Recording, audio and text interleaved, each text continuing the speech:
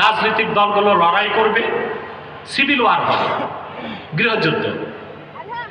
আর তাতে সে যেভাবে সিরিয়াকে দখল করছে, আফগানকে দখল করছে, লিবিয়াকে দখল করছে, আমার দেশে এসে দখল করে বসবে, খনিজ সম্পদ চুরি করে খাবে।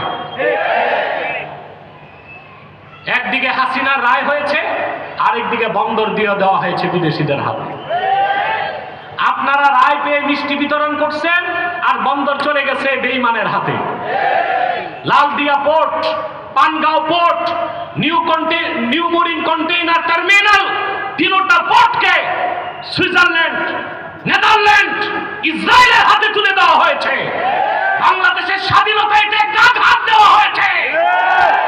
এখন মুসলমান ভারতীয় আগ্রাসন মানি না, যুক্তরাষ্ট্রের আগ্রাসনকে মেনে নিব না বাংলাদেশে।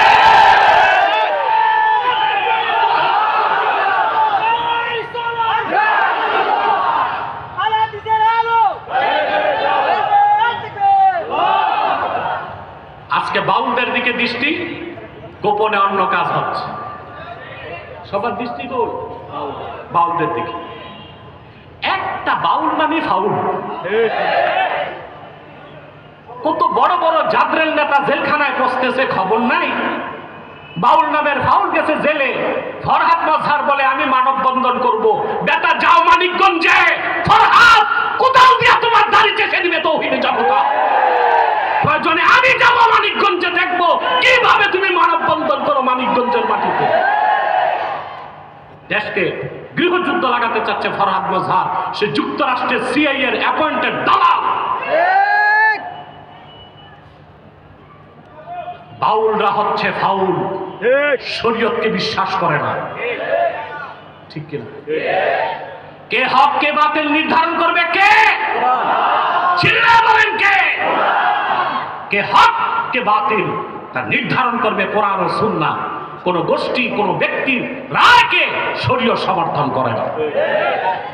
ওরা নামাজ স্বীকার করে না, আল্লাহকে এক বলে স্বীকার করে না। বাউলরা সর্বেশ্বরবাদীতে বিশ্বাসী, হুলুলি আকীদা, রাসূলুল্লাহর শরীয়তকে বিশ্বাস করে না। তাদের জন্য মায়া কান্না। অতএব ভাইরা, রাসূলুল্লাহ সাল্লাল্লাহু আলাইহি ওয়াসাল্লাম ১৫০০ বছর আগে হেদায়েতের চূড়ান্ত পথ দেখাই দিয়েছেন, আর রেখে গেছেন এই কোরআন। যুগে যুগে হেদায়েতের পথ দেখিয়েছে, কিয়ামত তক দেখাবে। হেদায়েত কয় প্রকার? একটা ইরাআতুত তারিক, পথ দেখায় দেওয়া, আরেকটা হচ্ছে ইসালিলাল মাতলুব, গন্তব্যে পৌঁছায় দেওয়া। বলেন সুবহানাল্লাহ। কোনটা সত্য, কোন পথে হেদায়েত, তা জানা এক বিষয়, আর তা মেনে নেওয়া আরেক বিষয়। এটা বুঝছেন? হক কোনটা, সত্য কোনটা, এটা বুঝতে পারা এক বিষয়, আর সত্যের পথে চলতে পারা আরেক বিষয়। আমি দুইটা দৃষ্টান্ত দিব হাদিস শরীফ থেকে। দিব? মক্কা মুকাররমায় কাফেরদের মধ্যে 7টা নেতা ছিল জাদরেল। কয়জন? প্রধান ছিল আবু জেহেল। প্রধান ছিল কে? আবু জেহেলের ঘনিষ্ঠ বন্ধু ছিল আখনাস ইবনু শারিক। এই আখনাস ইবনু শারিক একদিন আবু জেহেলকে নিয়ে লোকালয় থেকে দূরে সরে গেছে। তারপর বলল, আবু জেহেল, তোমাকে একটা প্রশ্ন করব, উত্তর দিবা? আবু জেহেল বলে, দিব। তা আখনাস বিন শারিক জিজ্ঞেস করলো, আখবিরনি আন মুহাম্মাদিন সাল্লাল্লাহু আলাইহি ওয়াসাল্লাম আসাদিকুন আম কাযিবুন। নাউযুবিল্লাহ। ওয়া ইন্নাহু লাইসা হাহুনা মিন কুরাইশিন গায়রি ওয়া গায়রুক ইয়াসমাউ কালামানা। এখানে তুমি আর আমি ছাড়া কুরাইশের কেউ নাই, আমাদের কথা শুনবে। সত্য করে বলো তো, মুহাম্মদ সাল্লাল্লাহু আলাইহি ওয়াসাল্লাম কি সত্যবাদী? আবু জেহেল যে জবাব দিয়েছে, স্টেটমেন্ট শুনলে অবাক হয়ে যাবেন।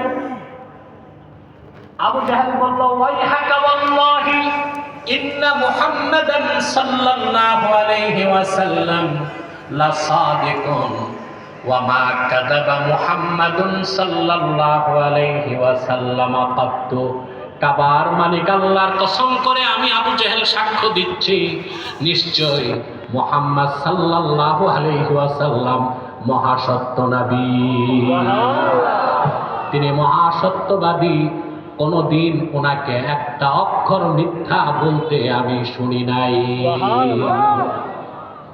কোনদিন তিনি মিথ্যা বলেন নাই। আহনাফ বিন শরীফ জিজ্ঞেস করছে, তো মুসলমান হও না কেন? বলে তাহলে তার নেতৃত্ব থাকে না। আমার যে নেতৃত্ব কর্তৃত্ব তা তো আর থাকে না। কি বুঝলেন? আবু জাহেল কিন্তু সত্যটা চিনতে পেরেছিল, গ্রহণ করতে, সত্যকে চিনতে পারা এক বিষয়, গ্রহণ করতে পারা একটা। ইরাআতুত তারিক আর একটা ইরসাল ইলাল মাতলুব। সুবহানাল্লাহ, সুবহানাল্লাহ, সুবহান। আরেকটা দৃষ্টান্ত দিচ্ছি, সহিহ আল বুখারীর হাদিস, সহিহ বুখারী দ্বিতীয় খণ্ড কিতাবুল মাগাজি, হাদিস নাম্বার 3950। সাদ বিন মুআজ রাদিয়াল্লাহু তাআলা আনহু তিনি বলেন যে আমার সাথে উমাইয়া ইবনে খালাফের বন্ধুত্ব ছিল। উমাইয়া ইবনে খালাফ, যার উপাধি ছিল আবু সাফওয়ান। আবু জাহেল ছিল কুরাইশদের মূল নেতা, ফার্স্ট ইন কমান্ড, আর সেকেন্ড ইন কমান্ড ছিল উমাইয়া ইবনে খালাফ। এই অসভ্যটাই হযরত বেলালকে নির্মম নির্যাতন করেছিল। তো সাদ বিন মুআজ যখন মদিনা শরীফ থেকে মক্কা শরীফ আসতেন, তার বন্ধু উমাইয়া ইবনে খালাফের বাড়িতে উঠতেন। আর উমাইয়া ইবনে খালাফ যখন মদিনা মুনাওয়ারা যেত, তো সাদ বিন মুআজের বাড়িতে উঠত। সাদ বিন মুআজ বলেন, হিজরতের পরে, হাদিসের ভাষ্য থেকে যা বোঝা যায় সেটা বলছি, হিজরতের পরে তিনি উমরা করতে আসছেন মক্কায়, মক্কা বিজয়ের আগে, হিজরতের পরে। তো এসে উঠছেন তার বন্ধুর বাড়িতে, উমাইয়া ইবনে খালাফের বাড়িতে, তোয়াফ করবে। কথা শুনতেছেন ভাই? সাদ বিন মুআজ উমাইয়া ইবনে খালাফকে বলছেন, দোস্ত, উনজুর লি সাআতা খালওয়াতিন লাআল্লি আন আতুফাল কাবা। আমার জন্য একটা খালি সময় দেখো, যখন কেউ থাকবে না, আমি চুপচাপ কাবাগর তোয়াফ করে মদিনা মুনাওয়ারা চলে যাব। ঠিক দুপুর বেলা, প্রচন্ড গরম, সবাই ঘরে। সাদ বিন মুআজ রাদিয়াল্লাহু তাআলা আনহুকে নিয়ে উমাইয়া ইবনে খালাফ কাবার প্রান্তরে আসছে। দুপুরবেলা, ভাবছে কেউ নাই, এসেই দেখে শয়তান আবু জাহেল দাঁড়ায় আছে।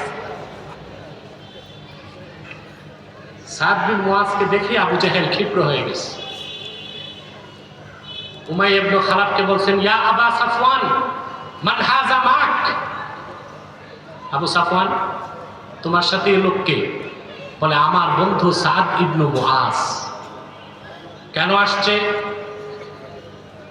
উমরা করতে, তোয়াফ করতে। তখন সাদ বিন মুআজকে আবু জাহেল ধমক দেয়, সাদ, যদি আমার বন্ধু উমাইয়া ইবনে খালাফের সাথে না থাকতা, তো তুমি কিভাবে মদিনা মুনাওয়ারায় সুস্থভাবে ফিরে যাও আমি দেখতাম। মুমিন কখনো আল্লাহ ছাড়া কাউরে ভয় পায় না। সুবহানাল্লাহ। আমাদের এখন মৌলবী সাহেবরা অনেকে ভয়তে কথাই বলে না, কথা বলে না। কত মৌলবী, সেলিব্রিটি মৌলবী, লালনদের বিরুদ্ধে কথা, লালনের অনুসারীদের বিরুদ্ধে বক্তব্য নাই, বাউলের ফাঁসি চায় না, ফরহাদ মজদারের বিরুদ্ধে কিছু বলে না, কারণ ওরা তো আমেরিকার এজেন্ট। আমেরিকার আব্বা যদি নারাজ হয় তো আর নির্বাচনে পাশ করা যাবে? এই জন্য কোনো কথা বলে না, ভয় পাচ্ছে। মুমিন আল্লাহ ছাড়া কাউরে ভয় পাইতে পারে না। সাদ বিন মুআজ বললেন, উমাইয়া ইবনে খালাফ, শুনে রাখ, তুমি যদি আমার ক্ষতি করতা, মদিনা মুনাওয়ারায় ফিরে যাবার ক্ষেত্রে আমিও দেখে নিতাম মদিনা মুনাওয়ারার পথ ধরে কিভাবে শাম দেশে ব্যবসা করতে যাও। সুবহানাল্লাহ। আসতে বলে নাই, ধমক দিয়ে বলছে। নেতাকে ধমক দেওয়াতে উমাইয়ার লাগছে খারাপ, নেতাকে ধমক দিচ্ছে। তো উমাইয়া ইবনে খালাফ বলতেছে, ইয়া সাআদ লা তারফা সাউতাক আলা আবিল হাকাম সাইয়্যিদি আহলিল ওয়াদি। এই উপত্যকার মহান নেতা, নাউজুবিল্লাহ বলেন, প্রজ্ঞাবান ব্যক্তি, আমাদের নেতা আবু জেহেলের সামনে তুমি জোরে কথা বলবা না। সাদ বললেন, আবু জেহেলেরটা বাদ দাও, তোমার খবর জানো? আমার আবার খবর কি? মানুষ বিপদে পড়লে প্রথম ডাকে মাকে, মা না থাকলে আপনারা বউকে ডাকেন না, বউকে ডাক দিছে। উম্মে সাফওয়ান কোথায় তুমি? দৌড়ে আসছে বউ, বলে শুনছো আমার বন্ধু যে মদিনা মুনাওয়ারা থেকে এসেছে, সে বলেছে মুহাম্মদ সাল্লাল্লাহু আলাইহি ওয়াসাল্লাম বলেছেন ওনার সাহাবীরা আমাকে হত্যা করবে। বউ পাল্টা প্রশ্ন করছে, কোথায়, মক্কায় না বাইরে? এইটা বলে না। বুখারী সাক্ষ্য দেয় রাসূলুল্লাহর কথার প্রতি উমাইয়া ইবনে খালাফের মতো কাফেরের কি রকম বিশ্বাস ছিল। সে তার স্ত্রীকে বলল, ওয়াল্লাহি লা আখরুজু মিন মক্কা, কাবার মালিক আল্লাহর কসম আমি আর মক্কার বাইরে যাব না। কারণ আল্লাহ রাসূল বলেছেন তা ঘটবেই, এতে কোনো সন্দেহ। শুরু হয়ে গেল বদর যুদ্ধের দামামা। আবু জেহেল বাড়ি বাড়ি যে সৈন্য রিক্রুট করতেছে, আসছে উমাইয়ার বাড়িতে। কার বাড়িতে? আবু জেহেলকে দেখেই উমাইয়ার মুখ কালো হয়ে গেছে। বলে, দোস্ত কেন আসছো? বলে, বদরে যাব। তা আমি কি করবো? তোমারও যাইতে হবে। বলে, না আমার শরীরটা ভালো না। আমার শরীরটা। আবু জেহেল তো ছিল নেতা, নেতার আবার পাম্পট্টি জানে। পাম্পট্টি দিয়ে বলতেছে, তুমি হইলা সেকেন্ড ইন কমান্ড, আমার পরের বড় নেতা। তুমি যদি বদর যুদ্ধে না যাও তো বাকিরা যাবে, তোমারে দেখি না যাবে।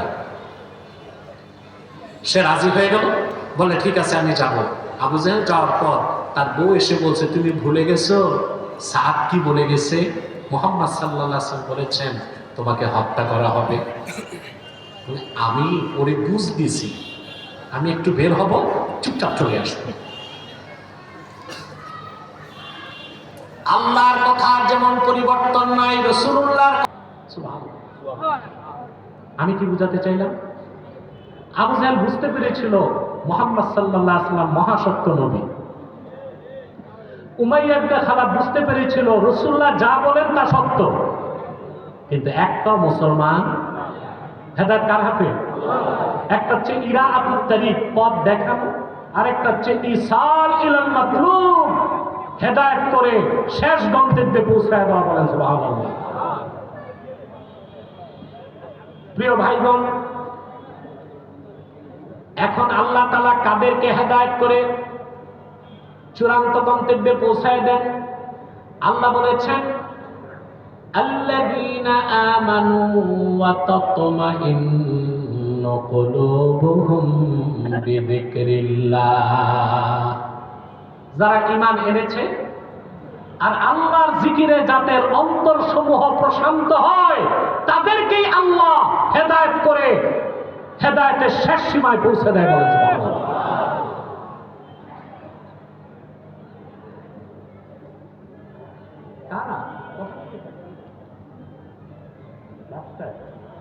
বাহ, আল্লাহ কারীম। কষ্ট হচ্ছে? ঘুমাচ্ছেন না? দেখি, দেখবো কে কে ঘুমান, হাত উঠান।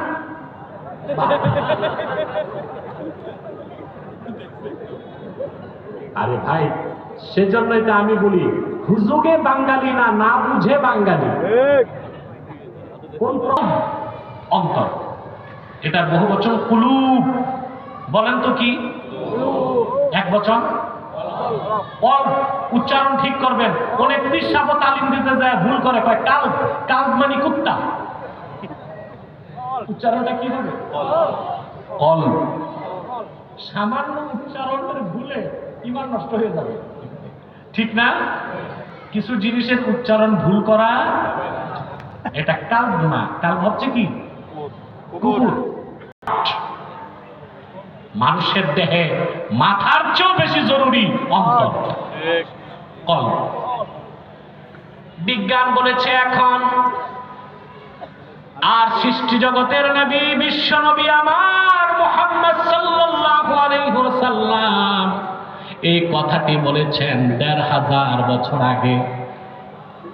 বুখারী সাক্ষ্য দেয়, রাসূলুল্লাহ বলেছেন, আলা ওয়া ইন্না ফিল জাসাদি মুদগা ইদা সালাহাত সালাহাল জাসাদু কুল্লুহু ওয়া ইদা ফাসাদাত ফাসাদাল জাসাদু কুল্লুহু আলা ওয়া হিয়াল কলব। সাবধান, জেনে রেখো, মানুষের দেহের মধ্যে একটি গোশতের টুকরা আছে, ওটা যখন ভালো হয়ে যায় পুরা মানুষটা ভালো হয়ে যায়, ওটা যখন বরবাদ হয়ে যায় পুরা মানুষটা বরবাদ হয়ে যায়। সাবধান, জেনে রেখো, সে গোশতের টুকরার নাম হচ্ছে কল্ব। রাসূলুল্লাহ বলেছেন ১৫০০ বছর আগে। বিজ্ঞান তা ১৫০০ বছর পরে নতমস্তকে স্বীকার করে নিয়েছে। সুবহানাল্লাহ। আপনার দেহটা চলার জন্য এই হৃৎপিণ্ডটাই শক্তিকে জেনারেট করে। সিস্টল এন্ড ডায়াস্টল, সংকোচন সম্প্রসারণের মাধ্যমে রক্তকে টেনে ফুসফুসে পাঠায়, ফুসফুস অক্সিজেন মিক্স করে দেয়, রক্ত আবার হৃৎপিণ্ড কোষে কোষে পৌঁছায় দেয়, কোষ থেকে আবার কার্বন ডাই অক্সাইডকে নিষ্কাশন করে রক্তের মাধ্যমে হৃৎপিণ্ড বের করে দেয় নাক দিয়ে। এই অন্তর্গত কে করে? এই হৃৎপিণ্ডটা আল্লাহর অত্যাশ্চর্য সৃষ্টি। মেডিকেল সায়েন্স হৃৎপিণ্ড নিয়ে গবেষণা করে কুল কিনারা করতে পারে নাই। এতই কুদরতি একটা জিনিস এটা, সুবহানাল্লাহ বলেন। মানুষের মায়ের পেটে যখন সন্তানের বয়স 4 মাস হয় তখন থেকে হার্ট পুরাপুরি চলতে থাকে। প্রতি মিনিটে ৭২ বার এটা সংকোচন সম্প্রসারণ করে। সুবহানাল্লাহ। কোনো ব্যাটারি নাই, কোনো ফুয়েল নাই, কোনো সৌরবিদ্যুৎ নাই, কোনো চার্জ নাই, পুরাটাই চলছে তার হুকুমে। সুবহানাল্লাহ। এটার নাম কল্ব। এটার নাম কি? এখন কল্বকে কল্ব কেন বলা হয়? বদরুদ্দিন আইনি উমদাতুল কারিতে লেখেন, সুম্মিয়াল কলবু কলবান লিতাকাল্লুবিহি ওয়াল মুনকার ওয়ালা যিকরুল্লাহি আকবার। সুবহানাল্লাহ। আল্লাহ তার জিকিরকে সবচেয়ে বড় বলেছেন, আর সেই জিকির হচ্ছে 5 ওয়াক্ত নামাজ। সকাল সন্ধ্যার জিকিরকে আল্লাহ জিকির বলেছেন।